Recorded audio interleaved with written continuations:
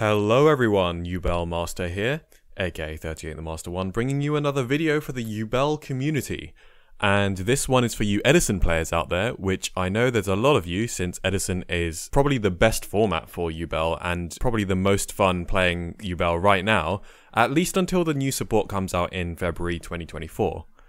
So a viewer messaged me on Discord and we had a long discussion about this Yubel deck that I posted as my first video on the channel. Link in the description down below. Now, given how many hours I've put into refining this deck, I truly believe that this is the most optimal it can be.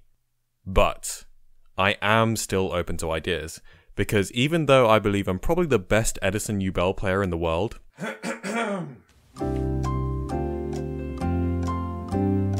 right, you know, I may have called myself Yubel Master, but that doesn't mean that I shouldn't listen to your ideas, nor should I dismiss help from the community. After all, even for a master, there is still room for improvement. And right here is that improvement. Because in the Discord discussion, they pointed out to me that Mystic Tomato is a plant.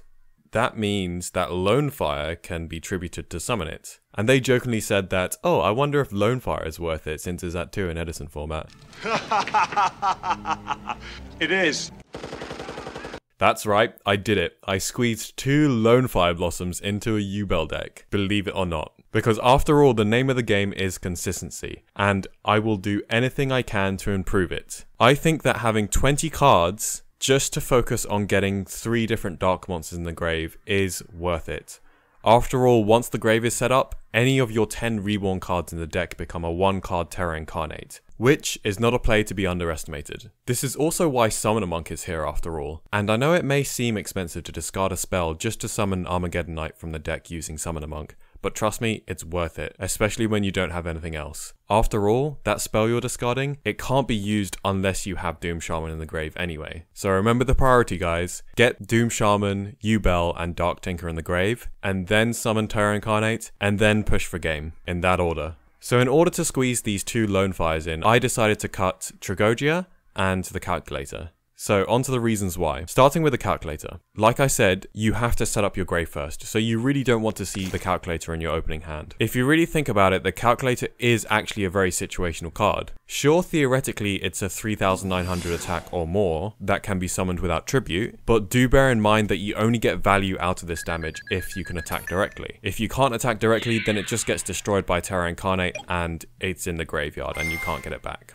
So this card heavily relies on your opponent just not setting a monster, nor having any battle traps whatsoever. So for all of these planets to align, it's very rare for you to actually get a really good Calculator play off. And even when you do, it doesn't guarantee you winning the game. Most of the time, you're probably better off just summoning a Doom Shaman with one of your spare spells and going for a level 8 Synchro play instead. Because Black Putrego has 3000 attack, so if you have the same ideal conditions that we're talking about for the Calculator of an empty board, then Black Putrego can attack for 3000, which is only 900 damage less, plus it can float into a Doom Shaman that has its effect. So your opponent has to deal with 2 cards now on the field, which will be a Terra Incarnate plus a Doom Shaman with an effect, that if they don't destroy, you're going to get it back. The main reason I had the Calculator in the deck is simply because I had space for it. It's always been a cuttable card, and this is the time to cut it. Also, for those wondering why I kept Inaba White Rabbit over the Calculator, consistent small damage is way better than a one-hit big damage for this deck. And the White Rabbit doesn't care if your opponent sets a monster,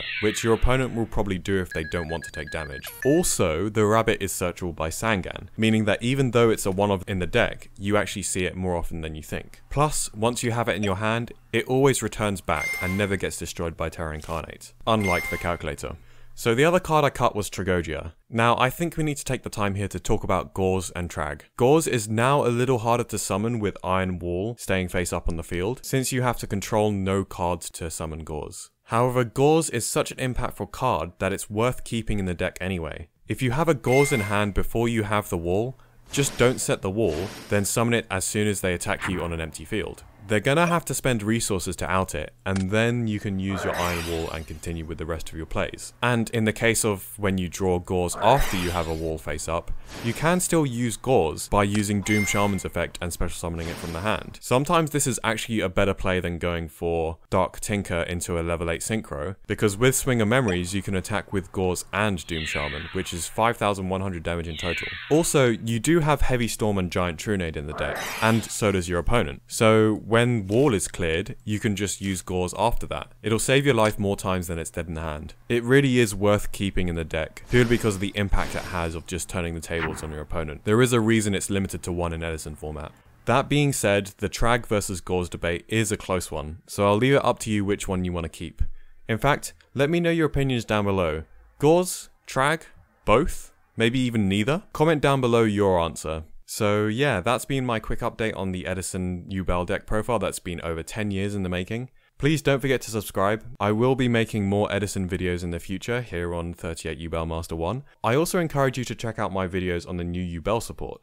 It's very exciting, especially if you're a Yubel fan. I know that modern Yu-Gi-Oh is very intimidating, and it's an absolute mountain of a climb to learn how to play. But I'm in exactly the same position as you guys. Having been on a 7-year hiatus, I have a lot to catch up on. Which means that everything I learned from modern Yu-Gi-Oh, I'll be sharing that knowledge with you guys, and giving back to the Yubel community. So let's keep the conversation going and stay excited until the cards release in February 2024. Make sure to hit that notification bell so that you don't miss any of my uploads. I really do want to deliver value with every video to the Yubel community. So I really appreciate all of you for watching, and good luck out there for your Edison duels. See you guys in the next video.